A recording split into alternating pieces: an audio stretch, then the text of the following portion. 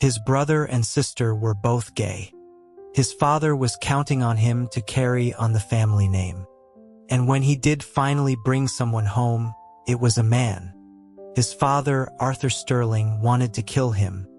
Then he saw the gentle swell of his son's partner's stomach and lowered his silver-headed cane. A trick, surely. But the family doctor confirmed it. He was intersex. The old man's smile toward his son's partner was unsettling. He gestured to the head of the table. A seat of honor. Caleb watched the performance, the hypocrisy of it all. His brother and sister were gay, and the patriarch of the Sterling family had issued an ultimatum. Only the child who produced a grandchild would inherit the fortune.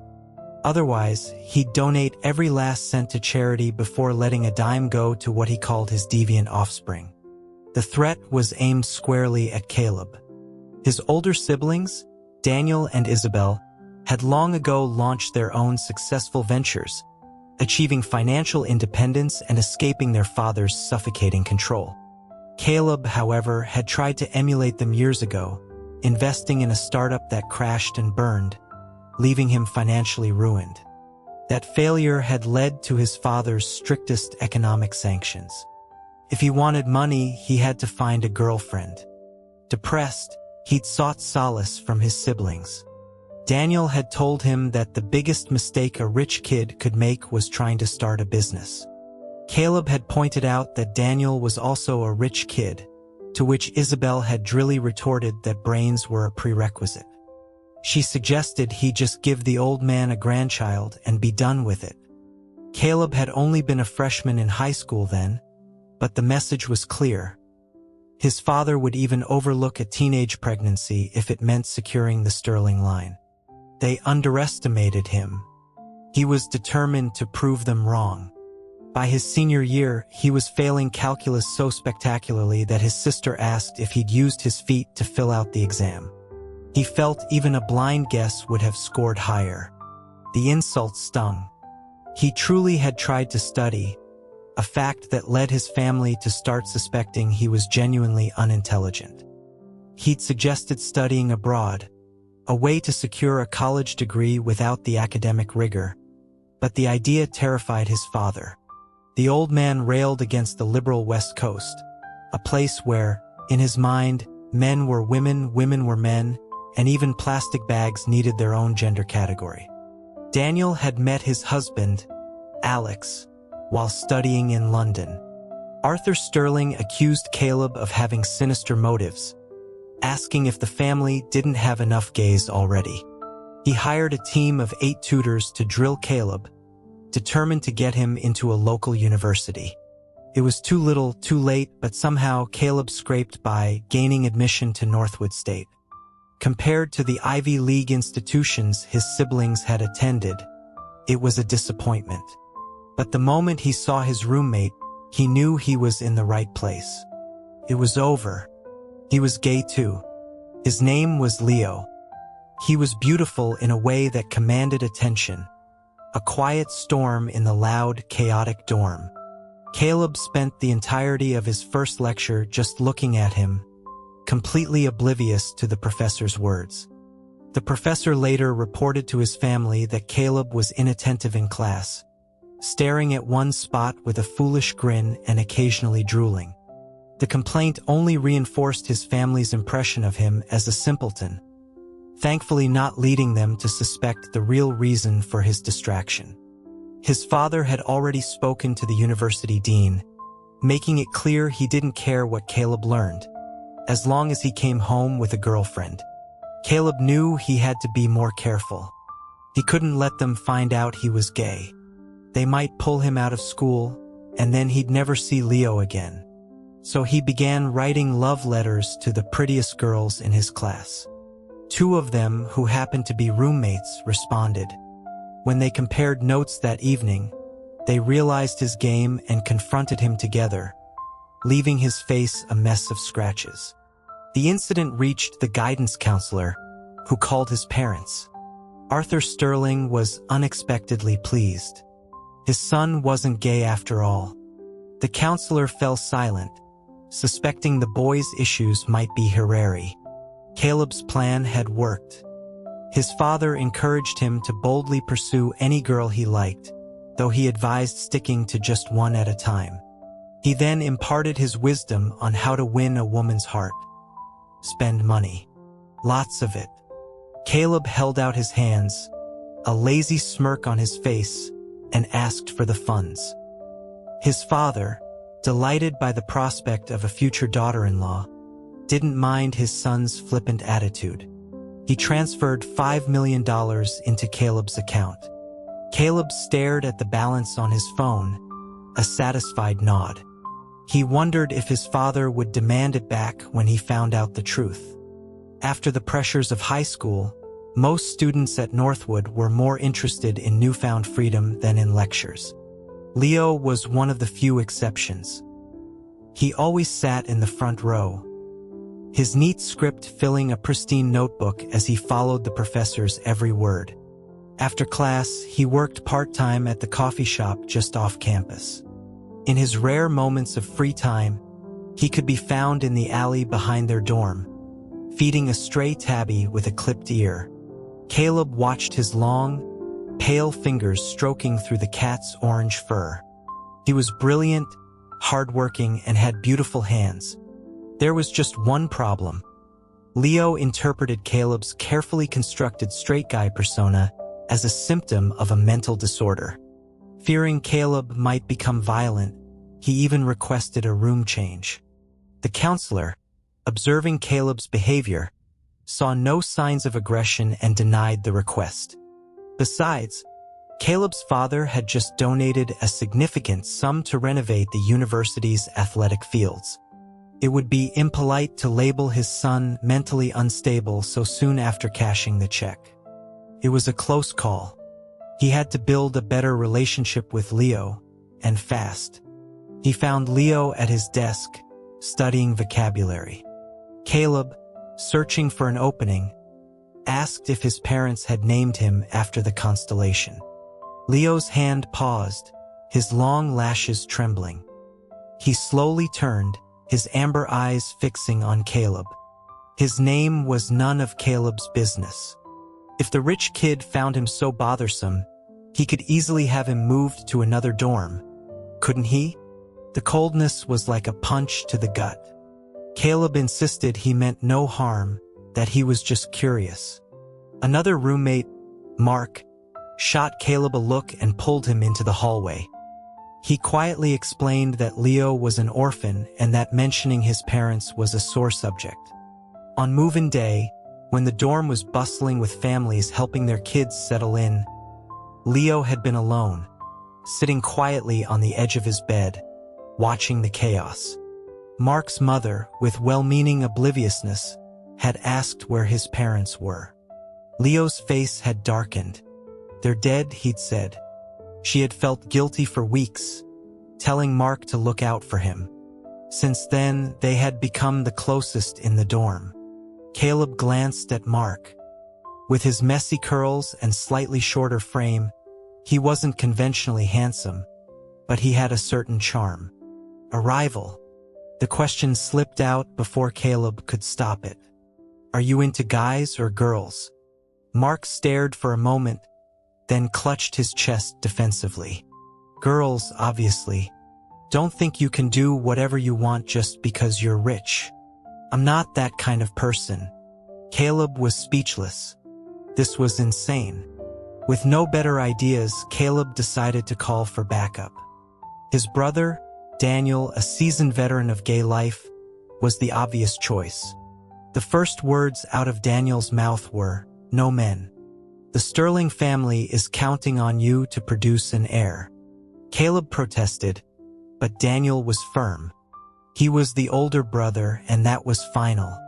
He told Caleb to focus on his studies and stay out of trouble. Caleb was 15 years younger than Daniel.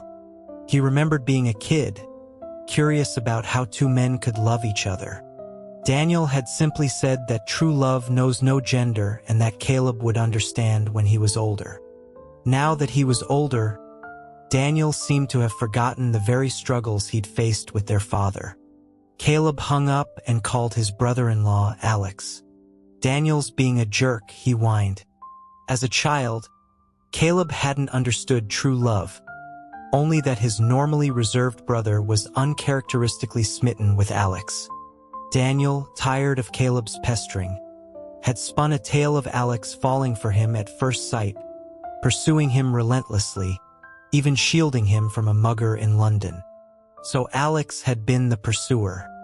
But Caleb was more curious about the kind of person who would fall for his overbearing older brother. When he finally met Alex, who was shorter and more slender than Daniel, with a gentle voice and refined features, Caleb's first thought was that his brother was a real piece of work. A 6'3" man letting someone smaller protect him from a mugging? It was pathetic. A sense of protectiveness over Alex bloomed in him. When their father intentionally ignored Alex at the door, Caleb rushed to offer him slippers. When the old man instructed the staff not to set a place for him at dinner, Caleb had already put a bowl and chopsticks by Alex's plate. And when his father started making snide remarks, Caleb, seeing Daniel hesitate, slammed his hand on the table. "Are you just gonna let him talk to the man who saved your life like that?"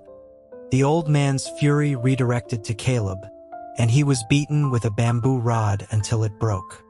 Later, nursing his bruised backside, he assured Alex not to be afraid. His mother's last wish was for his father to take care of him, so he wouldn't dare kill him. Caleb, would protect him in this house. He was young and didn't understand the adult complexities, he just did what felt right. His father grounded him and forbade him from watching any more action movies. Later, Daniel decided to give up everything for Alex. They still visited on holidays, and Caleb was always the first to greet them. The Sterlings were a cold family, consumed by business. Alex, though busy himself, always made time for Caleb. He would hold Caleb's hand and smile warmly. "You protect me, so I'll take care of you. It's only fair." It was Alex who attended most of Caleb's parent-teacher conferences. Over time, Caleb learned the truth. It wasn't Alex who had pursued Daniel. It was Daniel who had fallen for Alex at first sight, who had worked to win over a straight man. And during the mugging, it was Daniel who had taken a knife for Alex, a selfless act that finally convinced Alex to be with him. Daniel had just been trying to look cool in front of his little brother. In reality, he was completely devoted to his husband. Caleb had thought Daniel, of all people, would understand. He'd hoped to follow his brother's path to find love. But now, Alex's voice on the phone was gentle. "Don't be too hard on him. He just wants you to have a normal life, a happy one." Caleb scoffed. Was having a child with someone you didn't love the definition of happiness?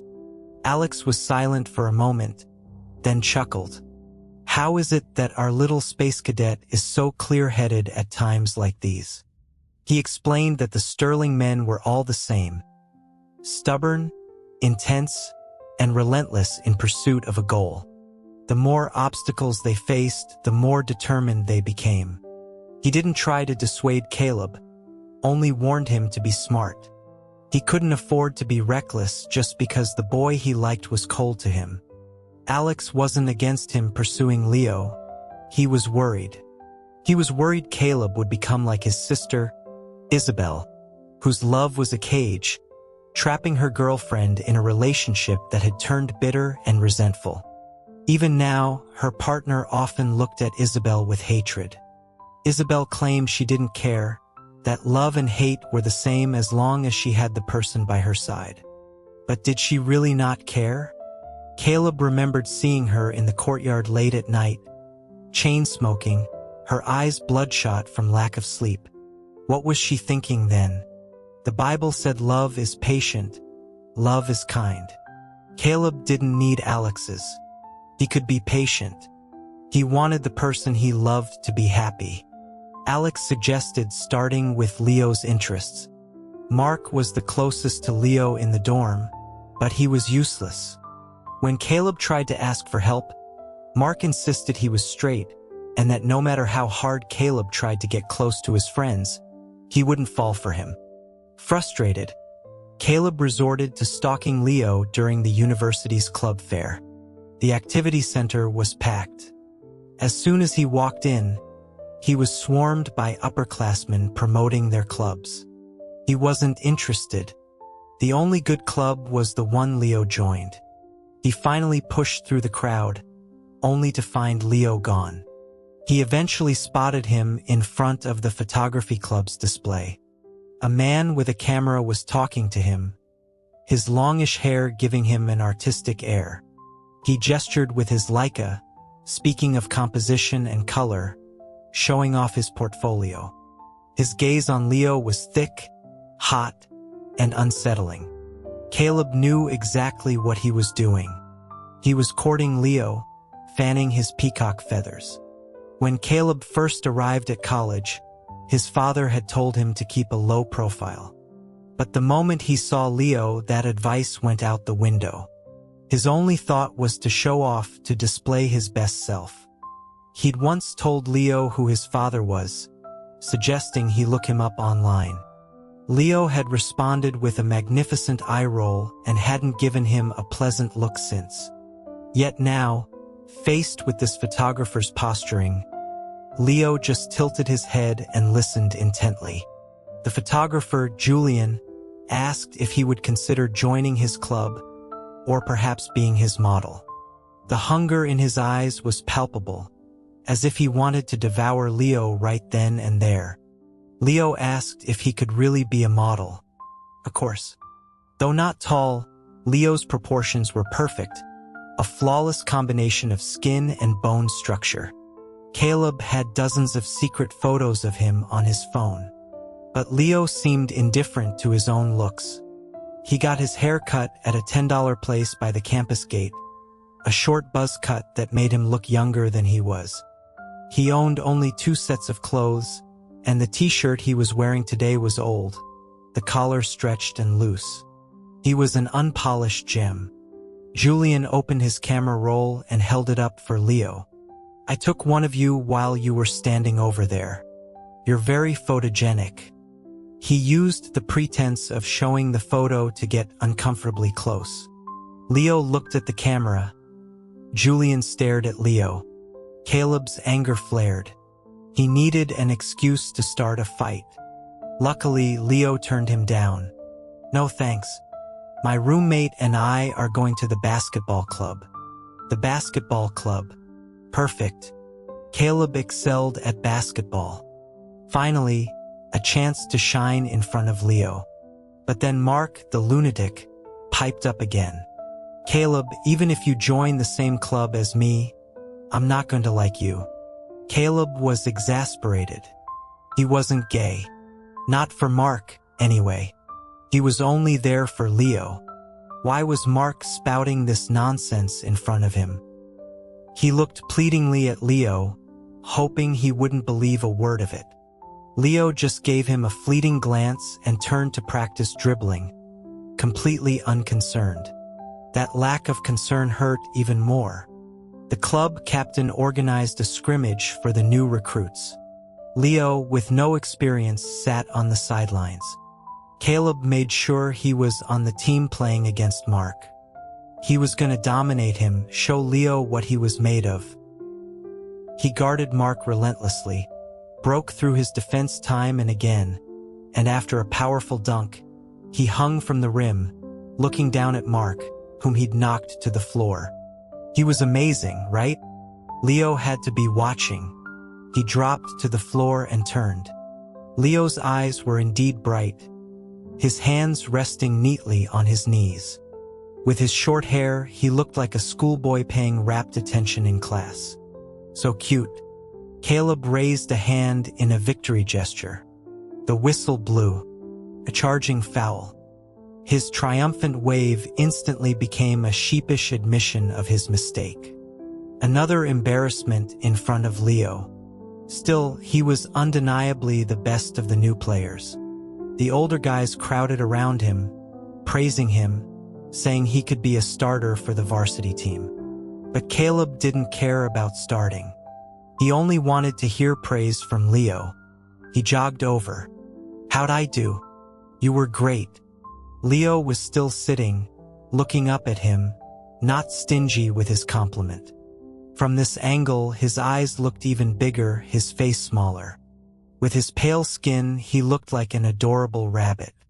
The basketball in Caleb's arms seemed to agree, slipping from his grasp, bouncing on the floor, and landing right in Leo's lap.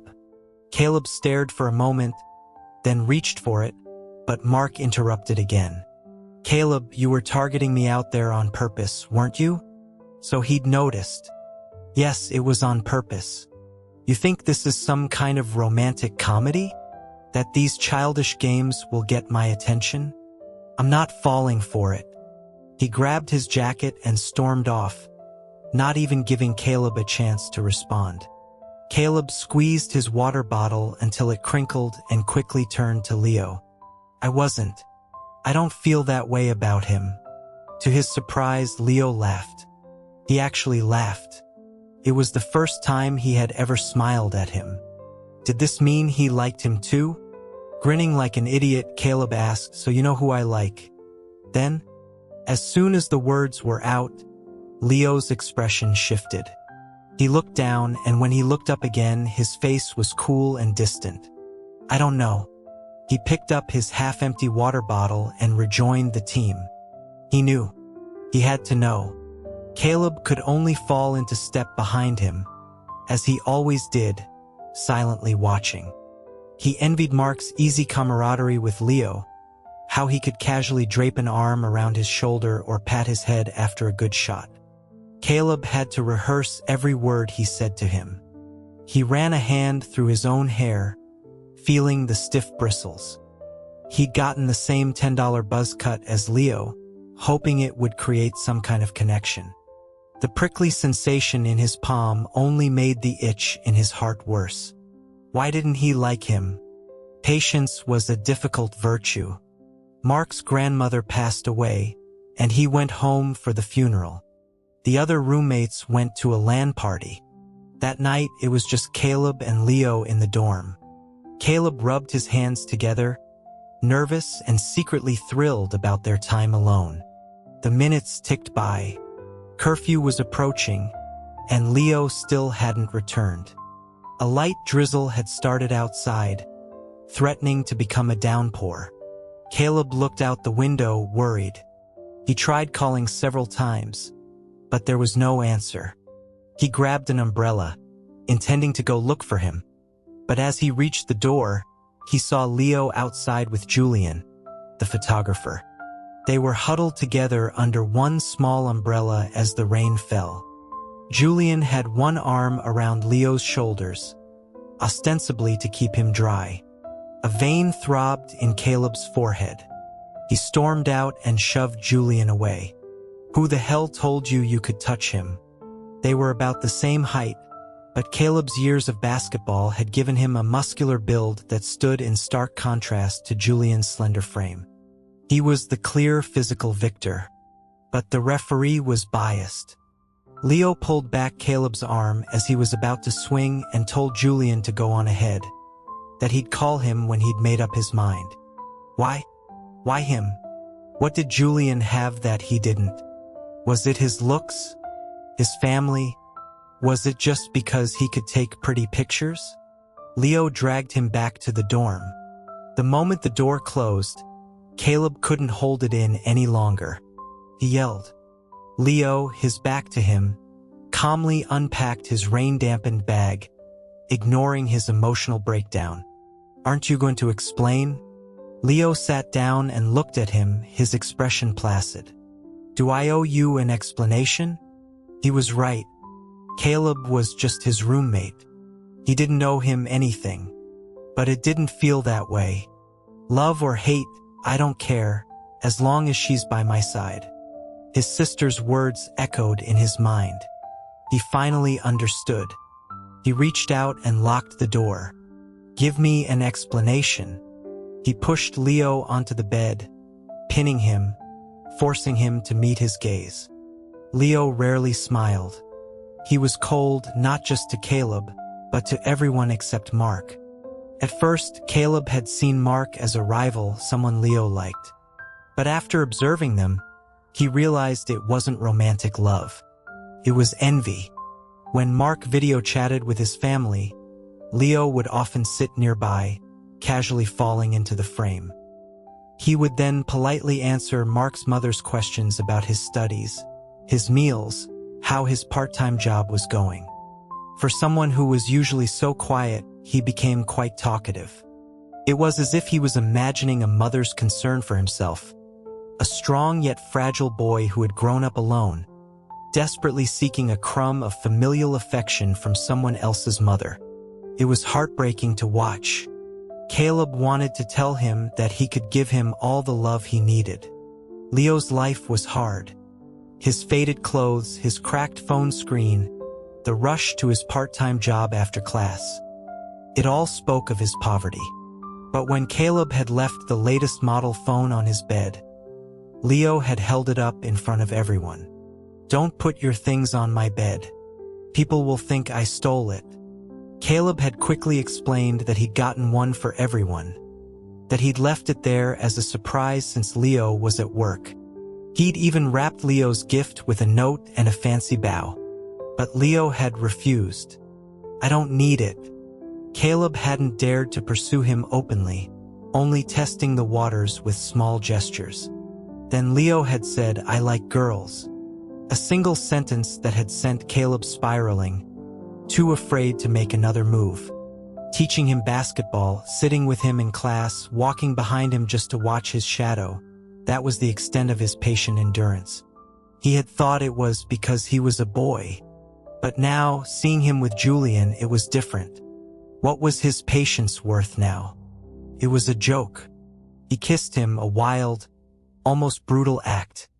The delicate wrist he'd never dared to touch was now gripped in his hand. The cherry-red lips he'd dreamed of were caught between his own. He was like a starving dog, devouring, consuming. Love or hate, I don't care. In a moment of breathlessness, he saw tears streaming from Leo's eyes, turning them a raw, painful red. He saw another image superimposed over this one.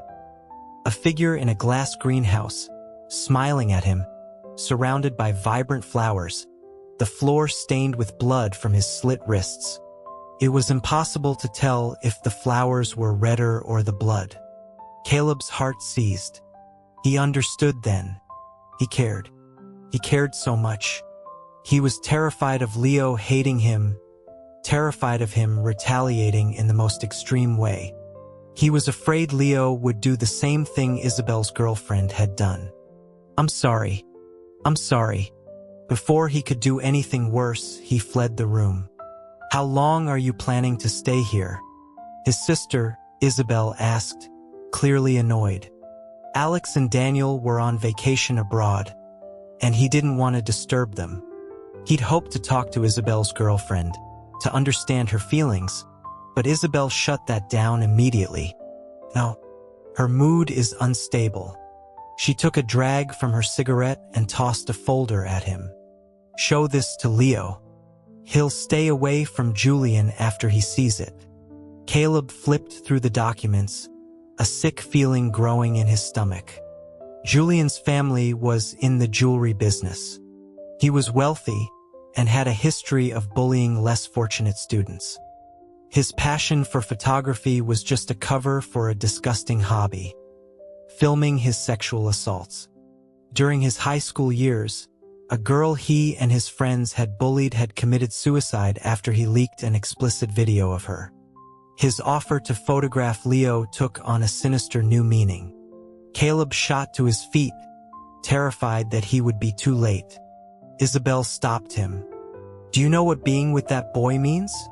He knew. It meant giving up his inheritance, becoming a nobody. He didn't have his siblings' business acumen. It meant a life of hard work for little pay.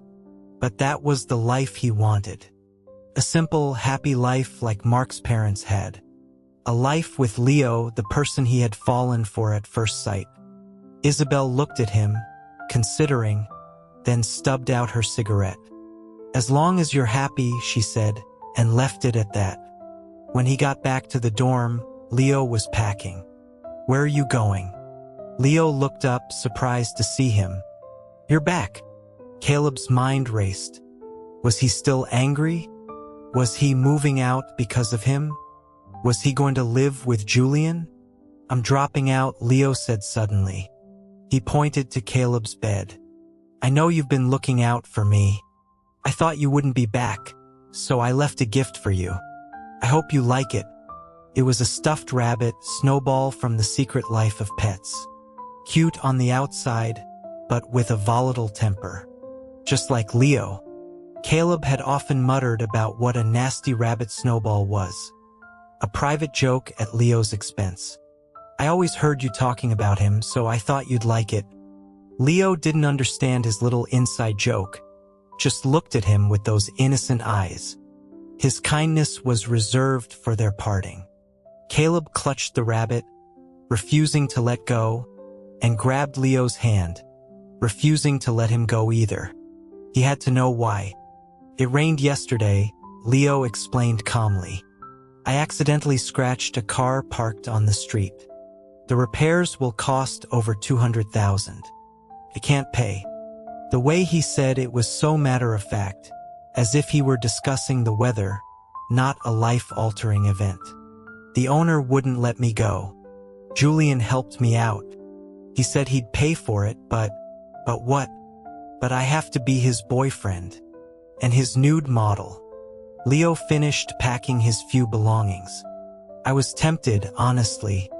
But if I did that, I probably couldn't stay at this school anyway.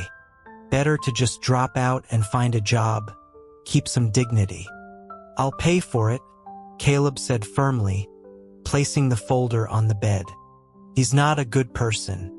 I can help you." "In exchange for what?" Leo's hands stilled. He stared at Caleb, his gaze chilling. The words, "I want to be your boyfriend," died on his lips. Instead, he said, "To be your best friend." Leo no longer refused his help. He wore the clothes Caleb bought him, used the new phone. His cafeteria tray was no longer a sad landscape of shredded potatoes and a boiled egg. Caleb naturally took over his living expenses. In return, Leo, his eyes often downcast as he thanked him, would help him with his notes, tutoring him before exams on the material Caleb had missed while staring at him. Mark, the idiot, finally figured it out. "So it's Leo you like. Why didn't you just say so? You scared the hell out of me." "Don't be ridiculous," Caleb said sharply, terrified the news would get back to his father.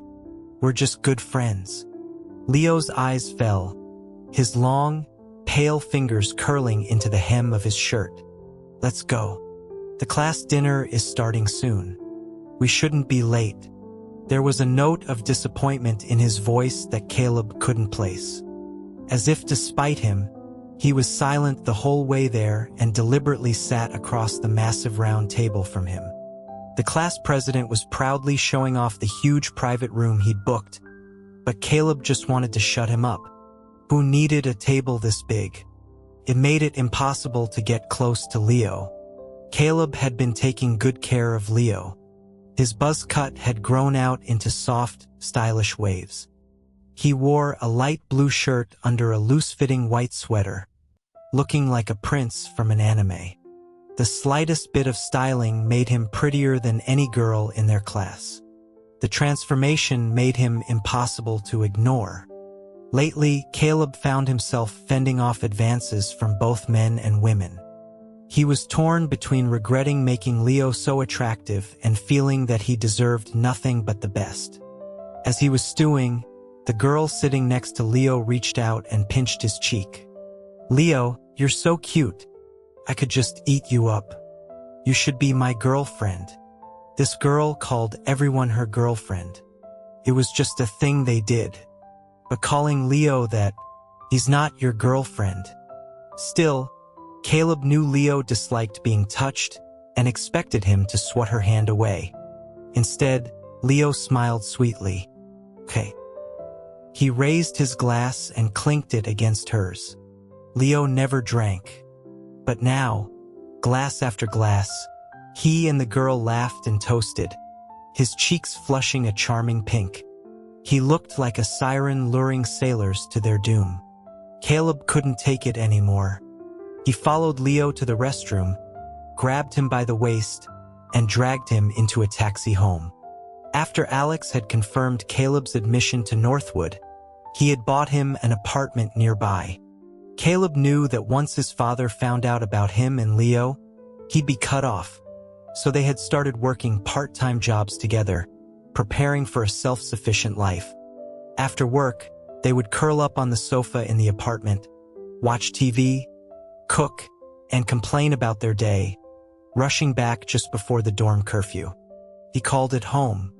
Their home. In the car, Leo was unusually quiet, leaning against Caleb without a word. Caleb thought he was asleep, but when he carried him inside and laid him on the bed, he found Leo's eyes wide open, watching him. "You did that on purpose." Even in his dense state, Caleb understood he was being toyed with. He lunged, tickling him. Leo squirmed, trying to escape. The playful gesture morphed into something else, his hands tracing the line of Leo's slim waist, the curve of his chest. He leaned in close, his lips brushing against Leo's ear. "You like me too, don't you?" He had to tell him a secret. The smell of alcohol on Leo's breath was intoxicating. Without thinking, Caleb swallowed the secret Leo was about to confess. He had wanted this for so long, but he had been afraid. Afraid that Leo's feelings were just gratitude for the money. He needed him to love him too. He traced every inch of his skin until he unbuckled his belt and discovered his real secret. He looked up and met Leo's cool, challenging gaze. "If you think it's too weird, we can stop." He thought Caleb would be disgusted. Caleb had never seen anyone with both male and female anatomy. He thought it would be a reason for Caleb not to love him. Caleb pulled him close. "Fool, I love you. I will never leave you. And if I end up broke one day, you can't leave me either." Leo didn't answer. He just wrapped his arms around Caleb's neck and kissed him. It was a silent agreement. He wanted to tell his father, but Isabel stopped him. The old man had just had heart surgery. He needed to recover. She advised him to give it more time with Leo to see how things went. What was there to see? They were perfect for each other. He thought about Leo beneath him, and his ears burned. Isabel rolled her eyes at his lovesick state. It was their father's birthday, and the house was full of guests. It wasn't the right time. Caleb hid in a corner, trying to avoid his father, who would inevitably ask if he'd found a girlfriend. When he was home, he lied, saying school was hard and his job was tiring, but he liked the atmosphere. The pressure was immense. But his father found him anyway and dragged him over to meet a girl named Wendy, the daughter of an old business associate. Her father, who'd been married 4 times, was clearly trying to use her to curry favor now that his own business was failing. Caleb had already met his other daughter, a wild partier who put on a sweet act for his father. He had been the one to show his father a video of her true behavior. That one didn't work, so now they were trying this quieter one. But Caleb already had someone. He gave a non-committal nod, but his father was already raising his cane. "Take her for a walk in the garden, or I'll break your legs." He and Wendy walked in silence on the stone path. She struggled in her high heels. He pointed to a gazebo. "If your feet hurt, you can sit there." "So, Caleb, what's your major?" she asked, her voice barely a whisper. He told her she didn't have to make small talk. He had someone he liked. They just needed to play along until it was time to go back inside. Wendy breathed a sigh of relief and smiled. Back at school, he checked on his father's health almost daily. His father thought the part-time job was good for him, teaching him the value of money. Caleb was counting the days, needing to tell him before the holiday break. He didn't want to leave Leo alone in the apartment. While handing out flyers at the mall, he felt a weight on his back. It was Wendy's wild sister, Penny. She had jumped on him, wrapping her arms around his neck. "Long time no see. I heard you had a date with my sister last week. What, you don't like me? You prefer her type?" He angrily shrugged her off, and as he looked up, he saw Leo standing a short distance away, watching them with a cold expression he hadn't seen in a long time. He must have heard. Caleb wanted to explain, but Leo immediately dropped his gaze, and when he looked up again, his amber eyes were placid, devoid of emotion. He took the flyers from Caleb's hand and offered one to a passerby with a faint smile. He didn't care. He didn't care at all. Shouldn't he be grabbing Caleb by the collar, demanding to know who this girl was, what she meant by a date? Instead, he was as calm as a still lake. Caleb, angry and hurt, didn't explain. That evening, he didn't join Leo on the sofa. He waited, his heart churning, for Leo to ask him about it. But Leo acted as if nothing had happened. He curled up alone under a blanket, watching his favorite travel show. It was as if Caleb's presence made no difference to his routine. He doesn't love me. The thought took root and grew with terrifying speed. Why didn't you ask me about the girl at the mall today? Why should I? Because you love me. Because you should get angry and jealous and hurt when you see someone else with me, just like I do. But he couldn't say those words out loud. He grabbed his jacket and stormed towards the door. "You don't care about me at all." He slammed the door, hoping the sound conveyed his fury. He walked slowly, kicking at stones in front of the building, telling himself he wasn't petty. If Leo came down, he wouldn't be angry anymore. But the elevator doors opened and closed, and Leo never appeared. He looked up at the light in their 15th floor window. He lowered his standards. If Leo even looked out the window, he would go back. But he didn't. If he had never scratched that car, would they have ever gotten together? He started walking aimlessly for miles. He crouched by the side of the road. Had he handled it right? Leo was reserved. He would never cause a scene in a crowded mall. And Caleb hadn't offered any explanation, just stewed in his anger and then stormed out. It looked like he was the one who was guilty. He slapped himself hard across the face. What a mess. He turned and ran back. The front door was ajar. He knew he had slammed it shut. Had Leo gone out looking for him? He stepped inside cautiously. The TV was still on. The blanket Leo had been using still crumpled on the sofa. Leo was neat. He always put things away. And he was frugal. He never left electronics on. He really was gone. Panicked, Caleb looked for his phone to call him. The screen showed several missed calls from his sister. She'd left a message. His father had found out and had sent people to get Leo. The knot in his stomach loosened slightly. At least Leo hadn't left him. He was going to tell his father anyway. He touched the still warm blanket, then ran downstairs to his car. He had to get to him to explain everything, to apologize. He drove west, away from the city, away from his family home. After the scare that rainy night, he had installed a tracker on Leo's new phone. The surroundings grew more desolate. He called his sister. What is Dad doing? Playing gangster? If he scares Leo, I swear I'll lose it. It wasn't him.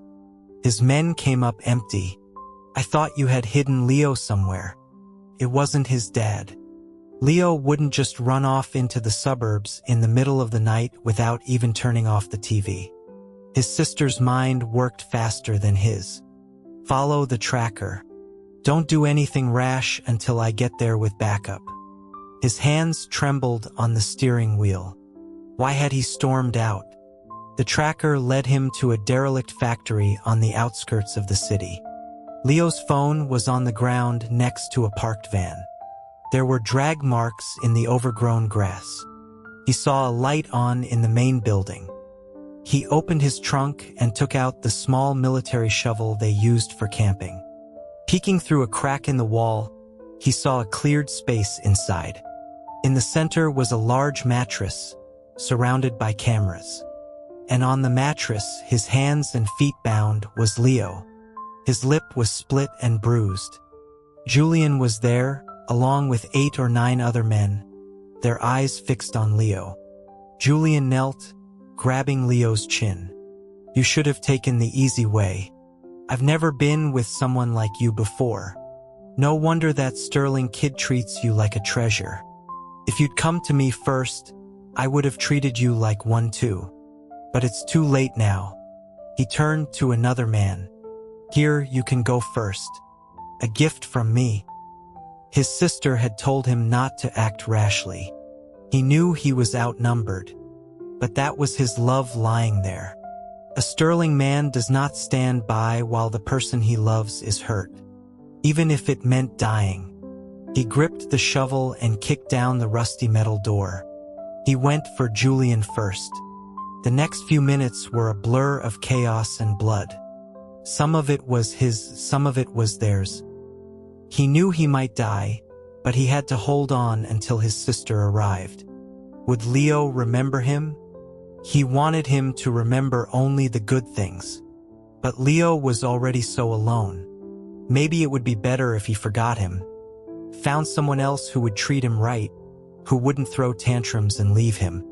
The gash on his head from a camera tripod was bleeding heavily, blurring his vision. He was falling.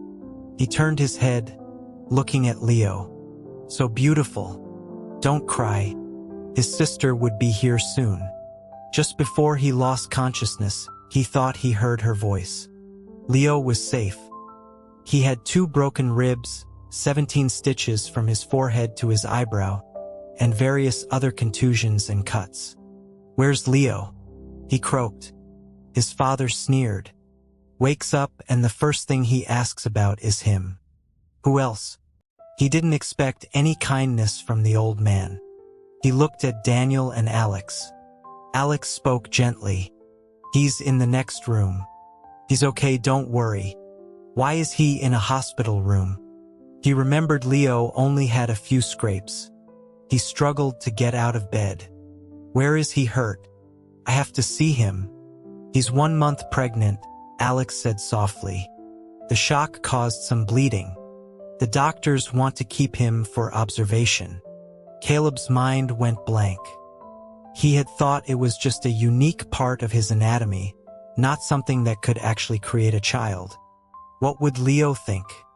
Would he want this baby? The need to see him was overwhelming. Alex and Daniel helped him to the next room. Isabel was there, talking to Leo about something.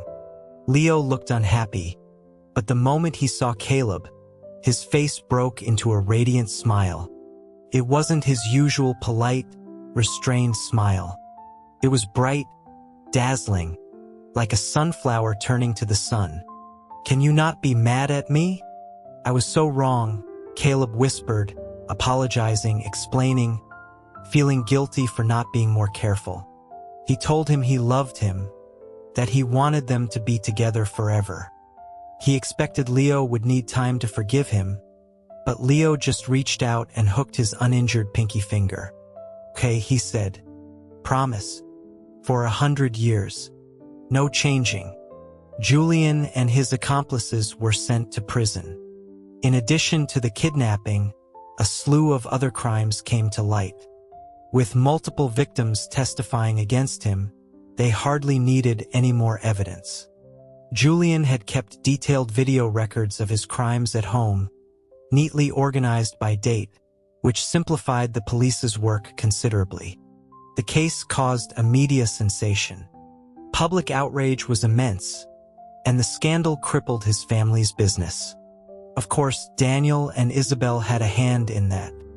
The Sterlings were fiercely protective of their own. As for Caleb and Leo, they had a beautiful wedding abroad. Mark was Leo's maid of honor. Caleb would never forget the look on his face when he saw Leo's baby bump, or the conviction in Leo's voice at the altar. I will love and cherish him until the end of my days.